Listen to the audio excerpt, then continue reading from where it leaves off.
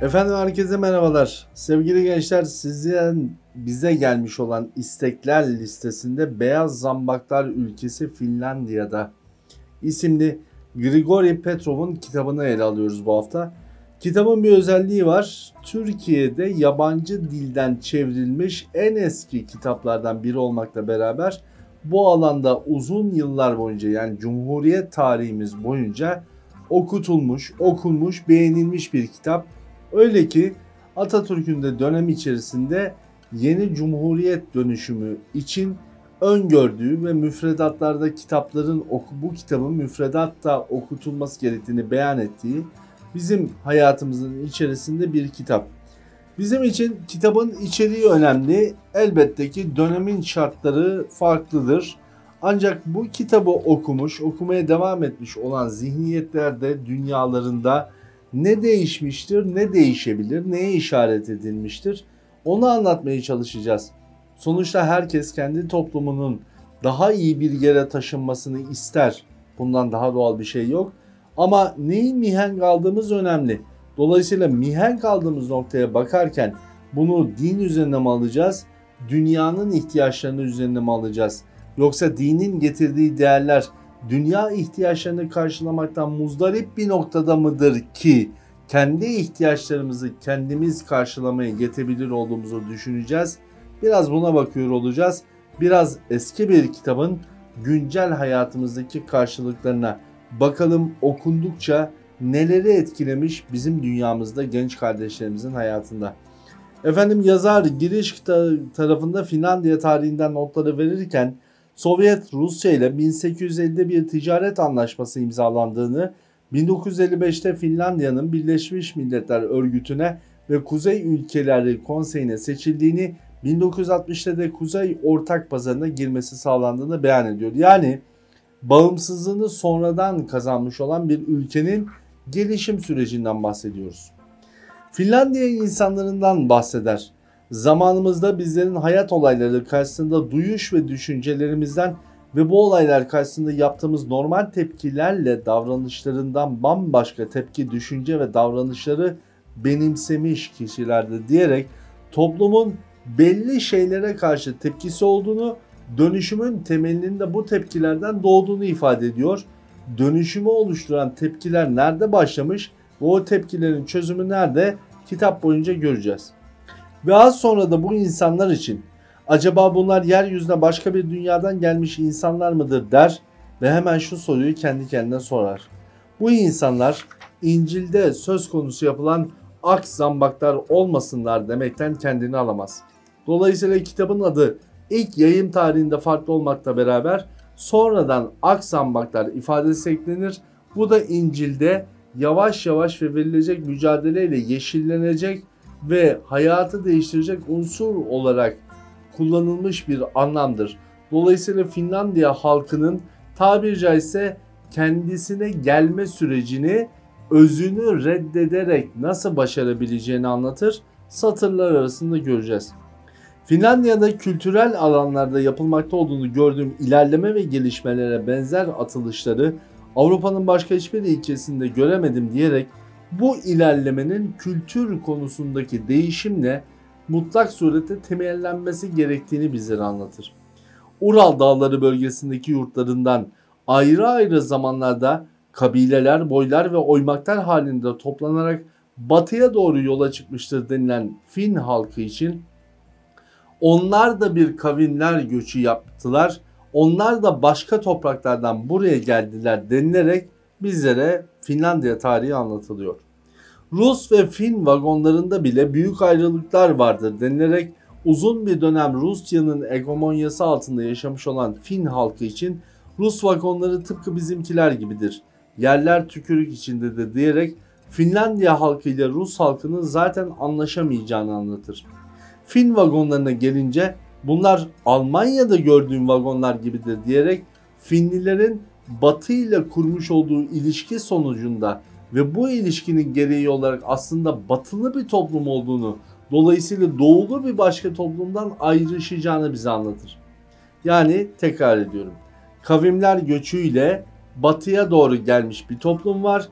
Doğu ile arasında devlet nezdinde ilişkileri varken aslında Batı'ya yakın bir devlet olması hasebiyle Doğu'dan kopup Batı'nın değerlerine yöneldikçe kendini daha da bulacağını anlatıyorlar. Yanlış anlamayın. Finlandiya'yı anlatıyorlar. Efendim devam. Akzambaklar ülkesi Finlandiya'da hayat başlayacak şimdi. Çocuklar bile çok erken çağlarda özgürlüğün ne olduğunu, özgürlüğe saygı göstermenin gerekliliğini öğrenirler. Toplum baskı altında tutulsa da özgürlüğüne düşkün bir milletmiş Finlandiyalılar.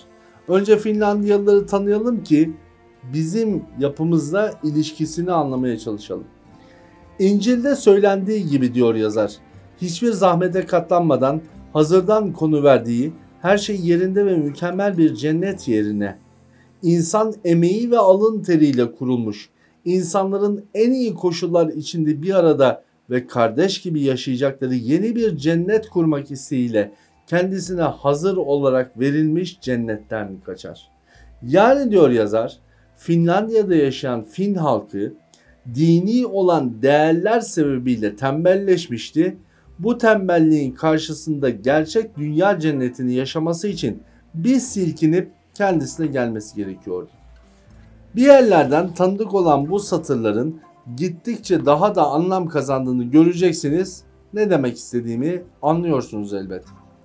Devletlerin tarihleri, ulusların hayatları bugün Moskova'daki devlet tiyatrosu binasının hikayesine çok benzer diyor tarihçi. Tarihi anlatan yazar. Şöyle ki, bugün altyapısı ve bütünüyle eskimiş yollar ve ulusların bir zamanlar çok güçlü kuruluşları olan örgütleri, düzenleri ve hatta yönetim şekilleri her nasılsa zamanımıza kadar sürüp geri gelmiş ama bunlar bugün artık yeterlilik ve geçerlilik değerlerini kaybetmişler. Yani bizim geçmişten bugüne gelen bir kültürümüz vardı diyor Finlandiya'da. Ancak bu kültür artık bu dünyanın bu şartlarına uymuyor. Hangi şartlardan bahsediyoruz? Osmanlı Devleti'nin yıkılıp Cumhuriyet'in kuruluş aşamasının hemen ardından yaşanan değerler. Yani birbirimize yakın tarihlerden bahsediyoruz. Çok akıllıca söylenmiş bir atasözleri var Finlilerin. Diyor, denir ki yeni düzen içinde yaşayan insanlar yeni şarkılar ister. İnsan soyu da yeni kuşaklar da böyledir. Hep yenilik peşindedir. Sürekli olarak değişmektedir. Değişir, yenileşir ve sonra sanki bu insanlar ve yeni kuşaklar kendileriyle birlikte yeni anlayışlar, yeni görüşler, yeni düşünceler ve yeni isteklerle beraber yeniden doğarlar, yaşarlar, ölürler. O halde ne yapmalıdır? Bu sorunun cevabı şu olabilir diyor.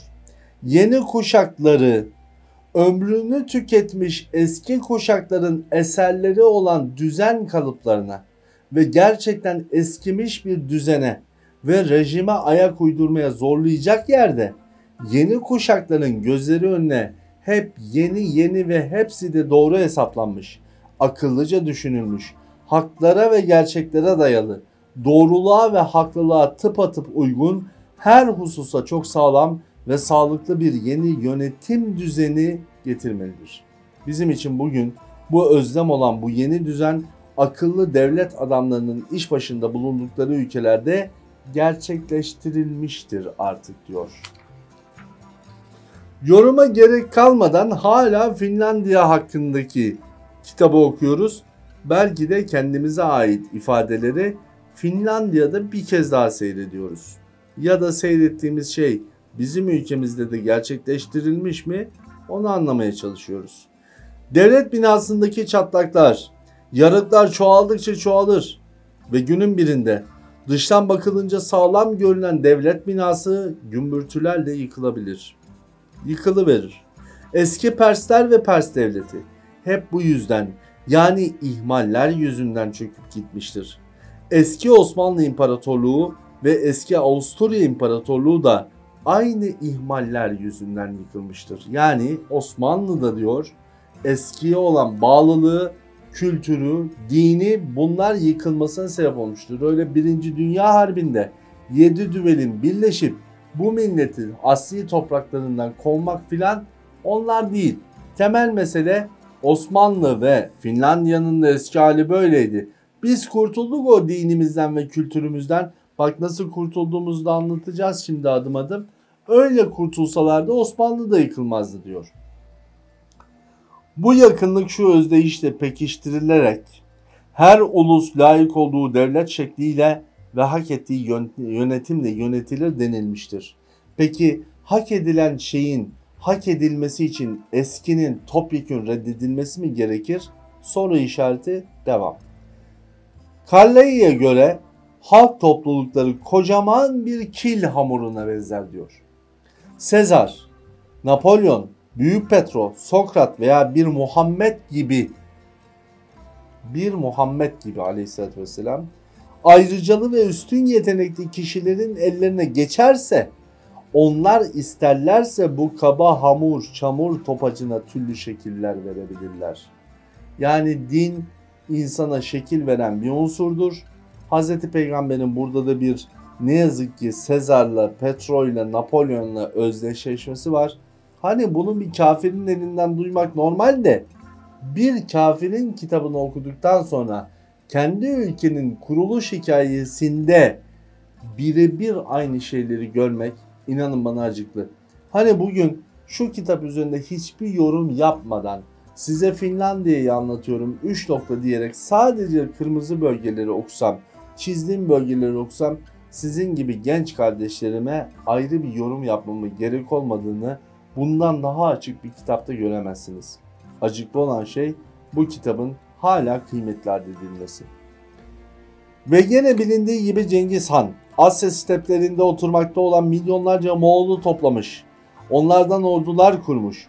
Çin'i, Hindistan'ı, İran'ı ve eski Rusya'yı kendi yönetimi altına almak için bu ordularla uzak ve uzun seferler yapmışlardır diyor. Büyük adamlara gelince onlar da her şeyden önce kahramanlık aşamasına erişmiş tek tek kişiler değillerdir. Onlar göklerden düşerek yerdeki saman kümelerine tutuşturan, halkları yer yer uyandıran ve canlandıran yıldırımlardır. Yani halk uykudadır, yenilikçiler gelir ve büyük yıldırımlarla parçalayarak uyandırırlar. Çünkü yıldırımdan insan olarak bizim faydamız birinci anlamda yok ama sonrasında var. Bunlar ise yıldırımın kendisinden fayda beklemişler. İngiltere diyor Darwin'i yetiştirmiştir. O Darwin ki dünyaya özel bir öğretiyi tanıtan Varoluş Kavgası adlı bir eser vermiştir diyor. Kaldı ki kitabın yazarının ilerleyen bölümlerinde kilisede çalışan rahiplerle olan tartışmasında göz önünde bulundurunca Darwin'in Cumhuriyet'in ilk yıllarında önemli bir yere oturtturulma çabasını da yine buradan izleyebilirsiniz. Efendim ilerliyoruz. Biraz daha kitabın ilerleyen bölümlerinde neler var? Kilise ve halk var. Tam da söylediğimiz yer denk geldiği üzere. Pek iyi bilirsiniz ki İsa her şeyden önce temizliği, iyi ve tüzemen yaşamayı öğretmek istemiştir. İsa insanların her işte vicdanlı olmalarını, insanlara birbirlerini sevmelerini önermiştir. İnsanlara iyilik yapma yollarını öğretmiştir. İnsan kılığından fakat ruhça hayvan gibi olma görünüşü içinde insan fakat ruhça canavar kimselere bu sözü söylemiştir. Yani Hz. İsa kelime-i tevhidden bahsetmemiş, namazı anlatmamış, orucu anlatmamış. Din neymiş? Kalbi temiz olmak demekmiş.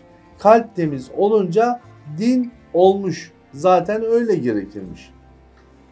Schnellman diye bir zat var. Bu zat işte bahsettiğimiz Finlandiya'daki büyük değişimin öncüsü olarak adlandırılan, yurt dışında okumuş, sonra üniversitede profesörlük unvanını almış ve Finlandiya bürokrasisinde görev alırken bu yenilikçi fikirleriyle Finlandiya'nın yeniden köklerinden değil, köklerini kazıyıp onun üzerine yeni bir şeyi inşa etmiş olan adam. Ya da onun fitilini bu fikirlerle aşılayan adam. Kurultaya bir mektup göndermiş. Ben sizlere bir şeyler öğretmek niyet ve isteğinde değilim demiş kilise papazlarına. Ben laik bir kişiyim. Sizlere sadece şunu söylemek istiyorum. Acaba neden sizlerin büyük, süslü ve zengin kiliseleriniz biz laiklere soğuk gelmektedir demiş. Sonra bunun sebebini anlatmaya kalkmış ve şöyle demiş. Halk açtır, açgözlüdür. Halk hiçbir şeye ve hiç kimseye saygı göstermez. Halk kimseye inanmaz. Her şeye ve herkese şüpheli gözlerle bakar. Bu koşullar altında din nasıl etkili olabilir? Halk yığınlarının dinsizliği bu bir ulusun varlığını sarsılacak en tehlikeli hastalıklardan biridir derken dinin varlığına ihtiyaç olunduğunu ancak değişmesi gerektiğini şöyle anlatır. Halkın ruhlarındaki Tanrı can çekişmektedir. İkiyüzlü bağnaz kişilerin yaptıkları gibi, bağnaz kelimesini lütfen hatırlayın. Aydınları suçlamaktan vazgeçiniz. Kilisenin unsuru yani dini anlatan adamlar, muharref bir dinden bahsediyoruz tabii 1950'li yıllarda hakiki bir Hristiyanlık değil ama anladınız siz, dinin temsilcilerini bağnaz çünkü onlar aydınları suçlamaktalar. Gerçek Tanrı'yı diyor halka öğretiniz. Dinin kuru formüllerini değil. Namazdı, oruçtu, zekattı, mücadeleydi, hakkı beyan idi, kötülükten alıkoymaktı. Bırakın bunları. Halkın ruhlarına gerçek Tanrı duygusunu açıklayınız. Yani kalp temiz olsun, gönül temiz olsun, çevrenizi temiz tutun, hayvanları sevin. Yeni işlerin henüz başında bulunuyoruz ama her işe yeni başlarken her şeyi yeni gereksinmelere ve yöntemlere göre ayarlamanız gerek. Söz gelişi diyeceğim. Eski mayalama tarzından ve rastlantılar içinde çalışmaktan vazgeçiniz. İşlerinize eskiden hiçbir iz kalmasın artık. Biz yepyeni ve her şeyle bizim olan bir fin geleneğini yaratacağız.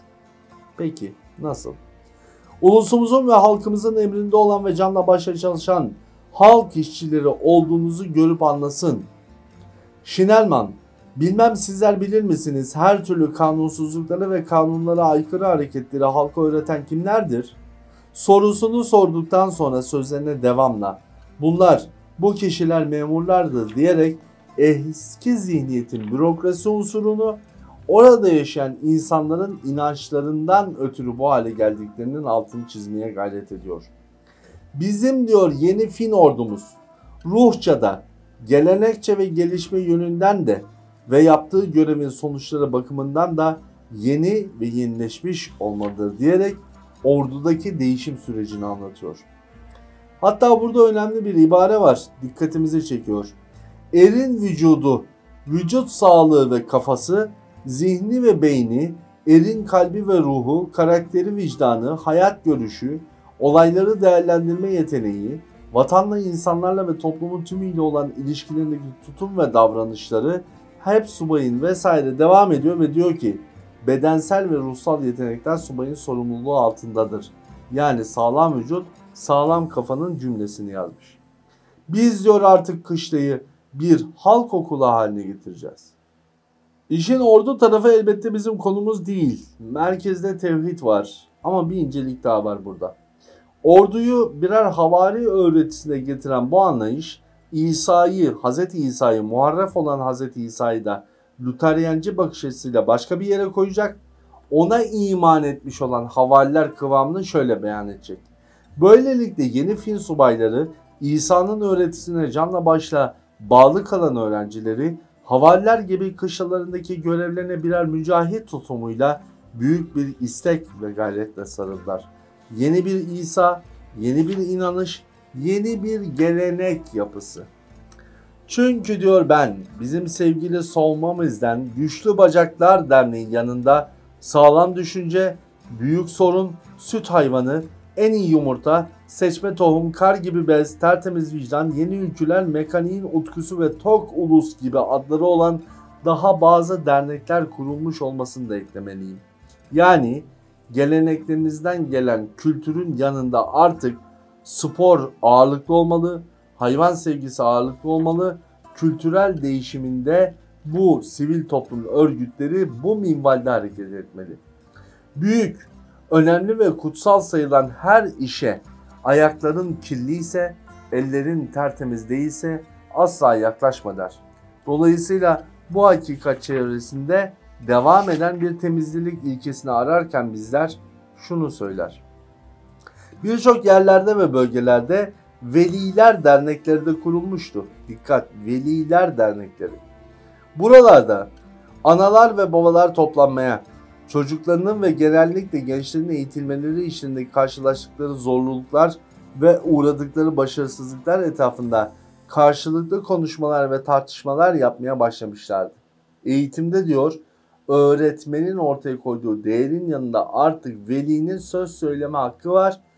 Ben Fin ülkesinde, Finlandiya'da bu değeri gündem edeceğim. Dolayısıyla özgür birey yetişimini destekleyeceğim.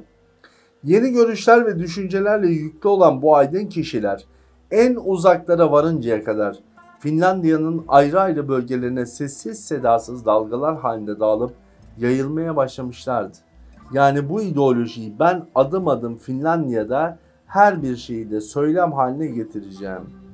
Bakalım, devam edelim. O sözlük bizleri nereye götürecek?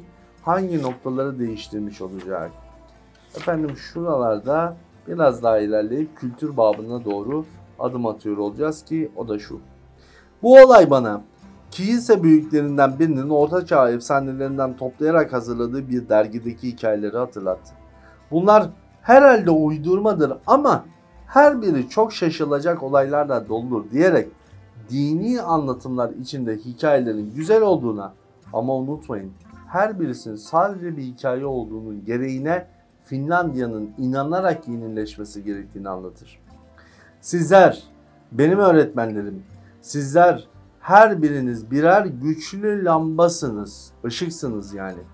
Ve sizler ışıklarınızı etrafa saçmaktasınız.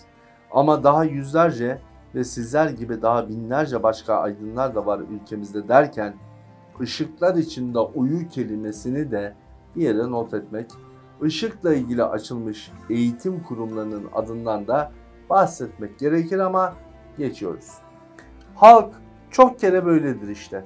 Halk kötücüldür. Halk kanun nedir bilmez. Yasalara saygı göstermez. Bu her yerde hep böyledir. Böyle gelmiştir ve hep böyle sürüp gidecektir. Yani halka değişmek ister misin diye sorulmaz. O değiştirilir. Robinson Crusoe ne alaka diyeceksiniz? Romulus'tan, Sezar'dan ve hatta Napolyon'dan da büyük bir kahramandır. Neden diyoruz? O verdiği karardan asla dönmeyen, insan kılığına bürünmüş canlı bir irade simgesidir. Yalnız bir adada yeni bir hayat kurmak için her şeyden vazgeçebilir olmanın adı değil midir Robinson Crusoe? Biraz da böyle. O yüzden vazgeçeceğiz hepsinden diyor. Saygıdeğer profesörler, sizler benden çok daha iyi bilirsiniz ki şeker lüzumsuz ve hele zararlı bir besin maddesi değildir. Tersine şeker her besinin temelidir diyor. O tarihlerde böyle görmüş. Zaten o tarihlerde şekerle ilgili üretim Türkiye'de de hadsiz şekilde ilerletiliyor biliyorsunuz. Üretilmesinin anlamında söylemiyorum ama garip benzerlikler var. İyi beslenmenin de temelidir. İyi beslenen bir kişi veya bütünüyle bir ulus daha az içki içer. Şeker tüketince içki tüketimi azalıyormuş. Bu nedenle tatlılar ve şekerli maddeler bilim adamları tarafından da her zaman acı olan ve hatta acımsı olan şeylerin, özellikle alkollü içeceklerin düşmanı sayılmıştır. Tıpkı acının tatlıya düşman olması gibi. O bilim adamları kimlerdi? Çok merak ediyoruz çünkü bizim ülkemizde fazla şeker tüketildiği için ve bu tüketim desteklendiği için artık bizler zekada gerilik probleminin bunun da bir sebebi olduğunu bilmekteyiz. Demek ki o günlerde Finlandiya'nın yenileşmesi için zekanın da biraz geriye gitmesi gerekmiş. Günümüzde milyonlarca insan tıpkı yabanıl hayvanlardan yavruları gibi binbir yokluk ve yoksulluk içinde doğmaktadırlar. Yokluklar ve yoksulluklar içinde yaşamakta ve yine aynı koşullar içinde ölmektedirler. Bu böyle mi olmalıdır? Elbette hayır. Ama bunun sebebi geçmiş midir? Hayır. Ama her tarafta, kitabın her tarafında geçmiş tukaka ediliyor. Bu gibi durumlarda türlü iğrenç olaylar ve suçlar için yüzlerce kez tekrarlanabilecek Schneiman'ın böyle mi olmalıdır soruları bir peygamber ağzından çıkıyormuş gibi dinleyiciler üzerinde çok etkili olur, onları çok heyecanlandırdı diyerek yazar Schneiman'ı bizlere aktarıyor. Günler geçti diyor. Hekimler, köy papazları, halk okulları, İl içindeki memurlar, yurdun çeşitli bölgelerinde oturmakta olan insanların işlerini ve yaşantılarını dikkatle incelemeye, halk arasında araştırmalar yapmaya başladılar. Halkın işleri ve yaşayışı etrafında yapılan çeşitli inceleme ve araştırmalarla ilgili makaleler yayınlamaya başladılar. Bunlar arasında özellikle 2 kitap büyük ilgi uyandırdı. Bunlardan biri bir hekimin anıları, ötekisi bir köy papazının notları adlı kitaplardı. Şimdi köy papazının notları ile ilgili olan unsursa nereye geliyor onu anlatayım ben size. Konunun özetini hükmünde olduğu için, çünkü orada şunu anlatıyor bu papaz. Diyor ki, şimdi yeni bir din algısı için yeni bir papaz, yeni bir din anlatımı başladı. Bakın o papaz o kitapta ne yazıyor? Luther'in, hani başta anlatmıştık ya, dinde yaptığı yenilikler Şotlandiya'da yayılmaya ve burada istek görmeye başlayınca Graf MacDonald ailesi de topluca Protestan kilisesine geçti. Fakat bu sırada koyu bir Katolik olan Kraliçe Maria Stuart bir Luther yanlısı olanların kovuşturmaya başlayınca MacDonald ailesi de yurt dışına kaçmak ve Kral Gustav Adolf'un yüksek öğrenim yapmış aydın kimselere pek az rastlandığı o yıllarda MacDonald'lar ailesi yeni yerleştikleri yurtlarından tanınmış olma kişiliklerinden yararlandılar. Finlandiya'ya rahatlıkla yerleştiler derken bizim sanki Osmanlı'nın son döneminde Avrupa'ya gitmiş Jön Türklerin geri dönüşüne pek bir benziyor. Devam. MacDonald şöyle diyor. Ben bu yerler, bu değirmen kiliseler için daha başka zamanımız diline ve bizim Fincemizdeki deyimlere uygun sözlerle şöyle demek istedim. Yani diyor bu İncil'in önce bizim öz dilimize çevrilmesi ve böyle okutulması lazım. Yurdumuzda ekmek fırınlarının kapıları üzerlerine gerçek ekmeklere benzetilerek ağaçtan yapılmış ekmekler ve kasaplarla salam satılan dükkanların kapıları üzerlerine de gene ağaçtan yapılmış taklit butlar asılır. Bu ağaçtan yapma ekmeklerle butlar şeklindeki etler tamamıyla gerçeklerine benzetilmişlerdir. Ama bunlar et değillerdir. Ekmek de değillerdir. Ağaçtan yapılmış ekmek ve et taklitleridir. Taklidi bir imandır bu diyor. Sadece birer tabeladır. Kendisini anlatır. Büyük bir üzüntüyle yazısına devam eden MacDonald böyle bir benzetme yapmaya neden lüzum gördüm sorusunu sorar ve beklediği cevabı kendisine kendi eliyle vererek arasında söylemek gerekirse. Ben bu benzetmeyi bizim Fin kilisemizin tamamıyla ıssızlaşmış, unutulmuş ve adeta terk edilmiş ve birer iskelet haline dönüşmüş su değirmenlerine benzediklerini ifade ediyor. Yani dinin sözcüğü o dile çevrilirse ve istenilen düzeye ulaştırılırsa din güncellenir ve yerel dille ifade edilirse işte o günden itibaren büyük gelişim aşamaları sağlanır diyor. Ve ekliyor. Din hususunda da durum böyledir. İlk önce dindarlığı yani dini alalım. Dindarlık en başta gelen genel bir duygudur. Din bu duygudan sonra gelir. Halbuki hiç alakası yok. Normalde ne vardır? Önce din vardır, iman. Sonra onun yaşantısı olan dindarlık vardır. Ama diyor bunu bir tersine çevirelim. Dinin gerçek kaynağı törenler değillerdir diyor. Tapınış, ibadet şekilleri, dinsel törenler hiç değildir. Her ne kadar bunlar da gereklidir ve bütün bunların törenlerin de kendilerine özgü derin filozofik ve estetik anlamları, değerleri vardır ama hep biliriz ki fizikle kimyanın, elektrik, ışık ve ısı gibi olayların tanımı bazı formüllerle de yapılır. Yani din bilimin yetişemediği yerde susmalıdır diyor. Bunlardan sonra sırayla her birimiz birer dinci güçte olmalıyız. Dinci güç nasıl olunacak? Her birey kendisine göre bir din algısına sahip olacak. O da kendiyle Allah arasında olacak. O araya da kimse giremeyince bunun adı laiklik olacak işte. Dindarlık demek gerekir diyerek devam ediyor. Başka sözlerle dindarlık evrende var olan her şeye ve herkese, dostlara ve düşmanlara da, Müslüman kafir, iman ehli olmayan da, Tanrı'ya da kurbağalara da, Ve Rafael'e de ve herhangi bir gündelikçi işçiye de güneş gibi ısıtan ve aydınlatan tertemiz sevgiler ve bağlarla bağlanmak duygusudur. Eşitlikçi bir din anlayışından bahsediyor ve sona geleceğiz. Şöyle bir ibareyle konuyu kapatacağız. Toprak sınırları dar ve alanı küçük, halkı fakir, nüfusu az fakat kültür yönünden büyük ve güçlü olan bugünkü Finlandiya'nın kendisidir. Sevgili gençler, bugün size gerçek bir analiz yapma fırsatı bulamadım. Kitap bunun için bana hiçbir imkan vermedi çünkü her şeyi çok açık yazdı. Artık siz Finlandiya'nın adına neye koyarsınız? Yazarın işaret ettiğini kime adlandırırsınız? Orası beni ilgilendirmez. Ama beni ilgilendiren bir şey var. Bizler yeni bir devlet kuralım derken o devlet için mücadele etmiş bütün kahramanlarımızın ne yazık ki tarihin bir diliminde batıya olan hayranlıkları bizi oldukça yordu, oldukça üzdü.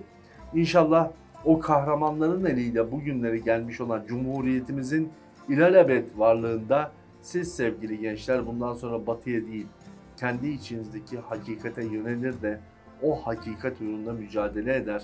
Kahramanlarımızın döktüğü şehitlerimizin kanlarını yerde komayacak şekilde nesillerinize, kendinizden sonrakilere hakiki bir vatan toprağı bırakmış olursunuz. Şimdilik kalın sağlıcakla.